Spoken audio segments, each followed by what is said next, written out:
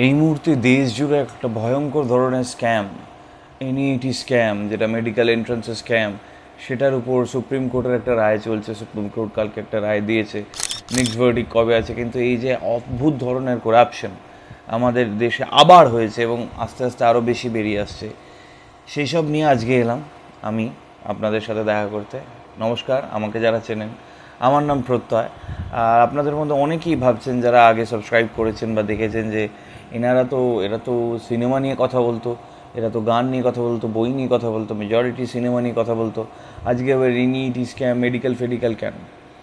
তো সত্যি কথা বলতেই, যে আমরা যখন এই চ্যানেলটা শুরু করেছিলাম, চ্যানেলটায় কথা বলতে আসতাম, আমরা সত্যি এটাই ভেবে এসেছিলাম যে আমরা বই নিয়ে, আমরা সিনেমা নিয়ে এই ধরনের নিশ্চয় কাজ করবো। আমরা জানি যে বাংলা অনেক অনেক 3-4 জন ভালো একজন টপ করছে এই সেগমেন্টে।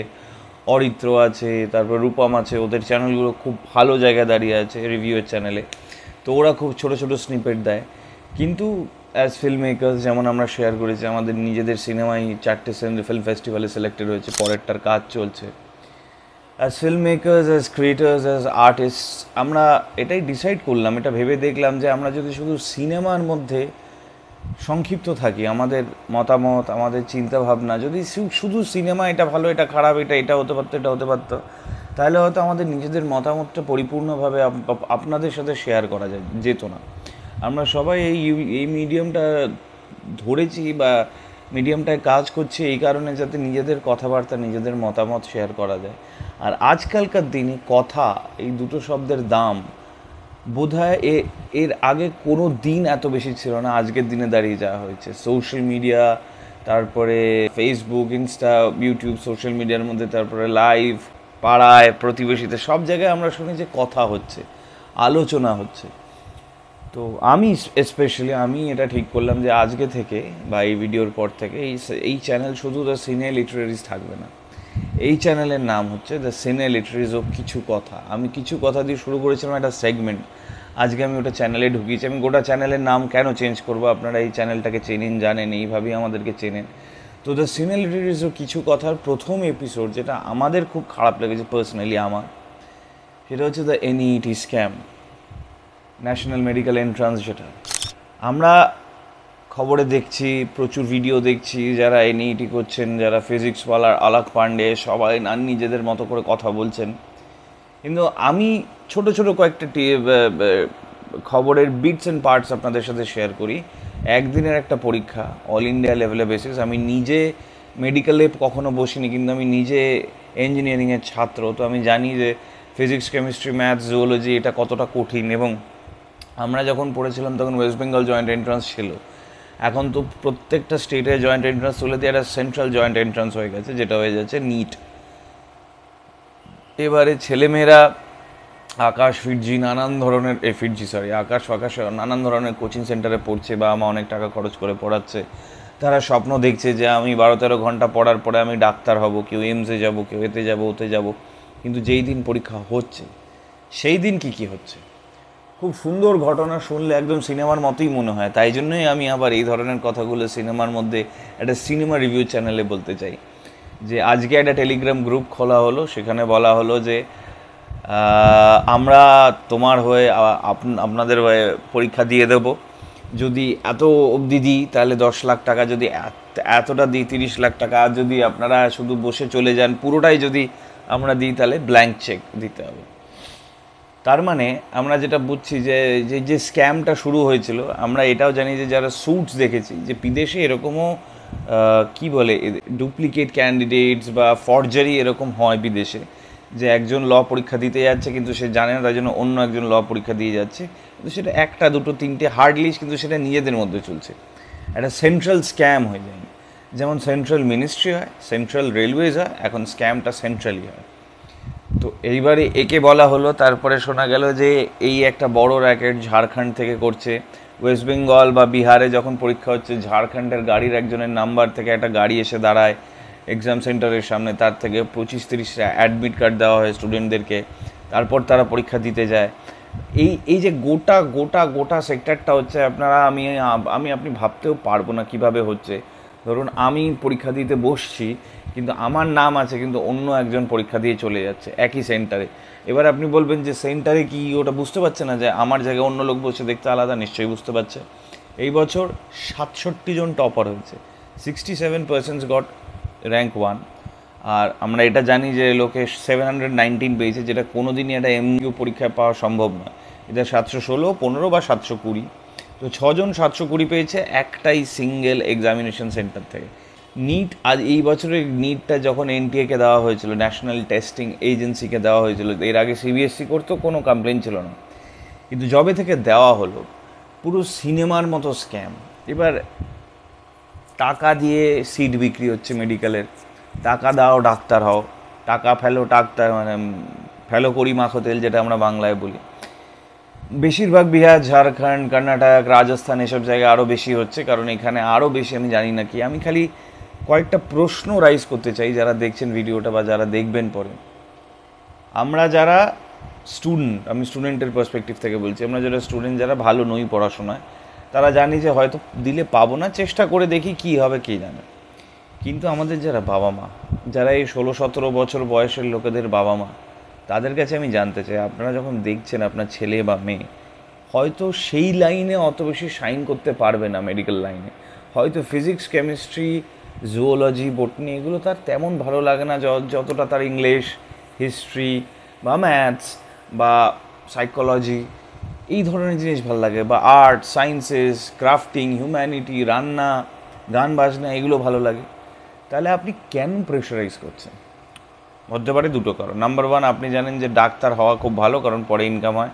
নাম্বার 2, আমাদের বাড়িতে পয়সা নেই, তাই জন্য আমাদের বাড়িতে চটপট চাকরি চাই, তাই ডাক্তার হয়ে গেলে ভালো হয়।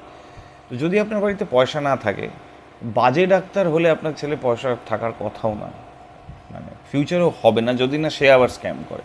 এবার সেটাও খুব রেলিভেন্ট হয়ে যায়। কেউ যদি 30-40 লাখ টাকা দিয়ে মেডিকেল পড়ে এবং প্রাইভেটেও পড়ে, তারপরে সে যখন প্র্যাকটিস শুরু করে, তার তো ইচ্ছাই থাকবে যে 40 লাখ টাকা আমি কত কম সময় তুলে নিতে পারবো। তো সে তখন ফ্রড করা শুরু করবে। আমাদের পশ্চিমবাংলাও মেনলি ডাক্তারদের মান খুব পড়ে গেছে, আমরা সবাই জানি। আগেকার দিনে 20-30 বছর আগে যেরকম ছিল, এবার সবাই কী বেজে? অবভিয়াসলি নয়, কিন্তু ডাক্তারদের অ্যাজ আ হোল মানটা অনেক পড়ে গেছে। আমার নিজেরই বন্ধুবান্ধব আছে অনেক ডাক্তার, আমি তাদের সাথেও বলি। এবং যদি আপনার ছেলে পড়াশোনায় ভালো হচ্ছে না, তাহলে শুধু আপনার ইগোর জন্য না, আমি ভেবেছিলাম ছেলে ডাক্তার হবে, আমার কাছে যা আছে আমি ডাক্তার করে ছাড়বো, এটা করবেন না। এইটা বাবা মা হওয়ার যোগ্যতা প্রদান করে না। উল্টে এটা বাবা মা না হওয়ার জন্য বা বাবা মা হওয়ার জন্য কতটা অযোগ্য আপনারা, সেটা প্রমাণ করে। একটা ছেলে বা মেয়ে সে ডাক্তার হবে না ইঞ্জিনিয়ার হবে না কী হবে না হ্যান হবে না ত্যান হবে, সেটা আপনি কী করে ডিসাইড করছেন? আপনার বাবা মা গাইডেন্স দেবেন, এ দেখ এই লাইনেও এটা আছে, এই লাইনেও এটা আছে, এই লাইনেও এটা আছে, এই লাইনেও এটা আছে। আমার মনে হয় পার্সোনালি তুই এই লাইনে গেলে শাইন করতে পারিস আমার লিমিটেড নলেজে। এবার তোর কাছে যদি এই লাইনের রিলেটেড বেশি নলেজ আছে, আয় বস আমরা কথা বলি, দেখি কী হয়। আর সব থেকে বড়ো ব্যাপার, যারা 30 লাখ 60 লাখ টাকা দিচ্ছেন, আপনাদের যখন টাকাই আছে, এত টাকা, তো ফ্রড করছেন কেন? টাকাগুলো ভালো জায়গায় ইনভেস্ট করুন না। কেউ বলবে যে না, টাকা ইনভেস্ট করে কি অত টাকা আসবে? আসবে না কেন? 50 লাখ 60 লাখ টাকা যদি আপনার কাছে এমই আছে দিয়ে দেওয়ার মতো, তাহলে আপনি মিউচুয়াল ফান্ডসে যান, SWP, SIP, STP এই ধরনের টার্মসগুলোকে শিখুন, জানুন। আপনার এমনিই মাস গেলে 50 লাখ 60 লাখ টাকা দিলে আপনার এমনিই মাস গেলে হয়তো 50,000 60,000 টাকা আজকে থেকেই পাবেন। তো ওটাকে ফেলে রেখে ছেলের ভবিষ্যৎ, তাই জন্য ফ্রড করবেন, স্ক্যাম করবেন। আমাদের প্রাইমারি টিচার বা স্কুল টিচারের যেটা স্ক্যাম হয়েছিল, লোকে বলছিল মন্ত্রী মন্ত্রী মন্ত্রী দেয়, সবাই বলছে মন্ত্রী দেয়। অনেকেই ধ্রুব রাঠিরাও এই ভিডিওটা করেছেন, তারাও বলছেন মন্ত্রী জবাব দাও।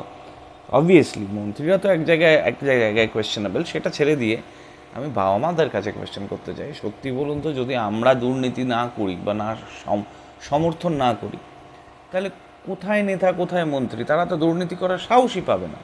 আমরাই তো সমর্থন করছি, পয়সা দিয়ে ছেলে মেয়েকে চাকরি দেওয়াবো, কিছু একটা ভাবে ব্ল্যাঙ্ক চেক দেওয়া হচ্ছে, ব্ল্যাঙ্ক চেকে অ্যামাউন্ট বসিয়ে নিন, ছেলে মেয়ে ডাক্তার হচ্ছে।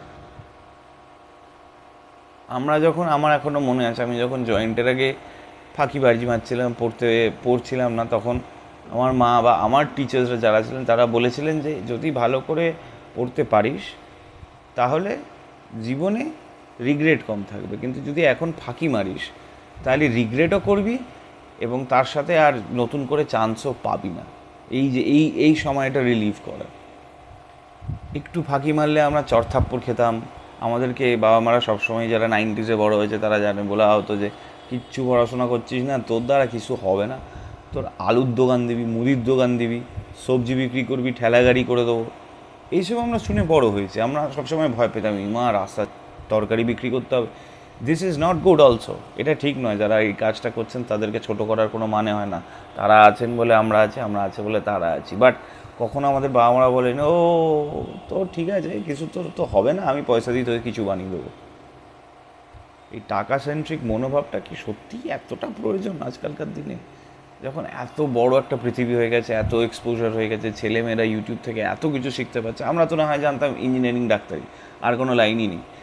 এখন তো এই ইউটিউব একটা ভয়ঙ্কর, কত ভয়ঙ্কর ভয়ঙ্কর লাইন। আর এটা যদি পয়সা ইনভেস্ট করা যায় এই লাইনে, আরও কত ভয়ঙ্কর হতে পারে। কিন্তু স্টিল এনইইটি স্ক্যাম নিয়ে আমি প্রচণ্ড পরিমাণে শকড। জাজ সুপ্রিম কোর্টে কেস চলছে, সুপ্রিম কোর্ট বলেছে এনটিএকে যদি একটা উত্তরও ভুল হয়, আপনারা গ্রেস দিয়েছেন, গ্রেস দেবেন না বলেছেন। 720 এতজন লোক পেয়েছে, বলেছেন গ্রেস দিয়েছি। কেন গ্রেস দিয়েছেন? ঠিক আছে, আর যদি আপনার 0.01%ও ভুল হয়, সেটা ভুল, সেটা স্বীকার করুন, তাহলে আমরা রেকটিফাই করব। এটা স্যাংটিটিটা কম্প্রোমাইজ হচ্ছে একটা এক্সামের। উনি বলেছেন যে নেশন ওয়াইড প্রোটেস্টের জন্য, ছেলেমেয়েদের প্রোটেস্টের জন্য যারা বলেছে আবার করে পরীক্ষা দাও, উনি বলেছেন জুলাইয়ের 4 তারিখ নেক্সট হিয়ারিং। এই স্ক্রিনশটস সুপ্রিম কোর্ট এটা রায় দিয়েছে যে এইটা আমরা শেষ অবধি দেখে ছাড়বো। I feel very proud of the judiciary system of our country. Supreme court একা এক ধরনের সিস্টেম যে পুরো একা দাঁড়িয়ে থেকেই সমস্ত স্ক্যামের বিরুদ্ধে লড়ছে, যখন অবভিয়াসলি উই নো কি ছোটো থেকে বড় সবাই এর মধ্যে ইনভলভড, টাকা টাকা টাকা টাকা তুলে। সেখানে সুপ্রিম কোর্টের জাজ বা আমাদের রেসপেক্টেবল অনারেবল সিজেআই যেই লেভেলে কাজ করছেন, ইটস রিয়েলি অসাম। কিছু তো ভালো আছে, নইলে দেশ কি আর এত উন্নতি করতো? কিছুদিন আগে ভোটের রেজাল্ট বেরিয়েছে, ভোটের রেজাল্টের দিনই এই স্ক্যামের রেজাল্ট বেরিয়েছে। পুরো ঘেটে হয়ে গেছে নেশন ওয়াইড। আর আমার মনে হয় এই ধরনের স্ক্যাম ট্যাম যারা দেখছেন, ফলো করছেন, যদি আমার চ্যানেলে বাবা মা বা এই ধরনের কেউ থাকেন, একটু কাইন্ডলি ভেবে দেখবেন। পয়সা দিয়ে ছেলে মেয়েকে দেওয়ার আগে একটু ভাববেন যে যখন ছেলেমেয়েরা ঢুকে যাবে, বড় হবে, বা আপনারা যখন থাকবেন না, ছেলেমেয়ে আপনাদেরকে কী চোখে দেখবে যে আমি এটা পারতাম না বলে বাবা টাকা দিয়ে দিল, দৌড় আর পেরে কী হবে। ওই পর্শ কেসের বাবা মা আর এই বাবা মার মধ্যে আমি কোনো পার্থক্য দেখি। আমাদের প্রথম ভিডিও ছিল এনইইটি স্ক্যামের, নিজের কিছু কথা আমি শেয়ার করলাম, জানাবেন কেমন লাগলো। আমার নাম প্রত্যয়। আমাদের চ্যানেল ভালো লাগলে ভিডিও লাইক করবেন, চ্যানেলটাকে সাবস্ক্রাইব করবেন। দেখা হবে পরের ভিডিওতে। আনটিল দেন প্লিজ স্ক্যামের কোনো পার্ট হবেন না। আমরা বাঙালিরা তো খুব কম স্ক্যামের পার্ট হই, কিন্তু এই প্রাইমারি টিচার স্ক্যামের পরে জানা গেছে যে না, আমরাও হতে পারি। প্লিজ 2 নম্বরই পথ নেবেন না, অনেক 1 নম্বরই পথে বড় লোক হওয়ার জায়গা আছে। দেখা হচ্ছে পরের ভিডিওতে। আনটিল দেন, আমার নাম প্রত্যয়। এই ধরনের যে টপিকগুলো হয় সেটা নিয়ে সত্যিই বড় বড় সিনেমা বানানো যায়। দেখা যাক কী করা যায় পরবর্তীকালে। দেখা হচ্ছে পরের ভিডিওতে। আনটিল দেন ভালো থাকবেন, ভালো রাখবেন, অবভিয়াসলি ভালোবাসবেন। নমস্কার।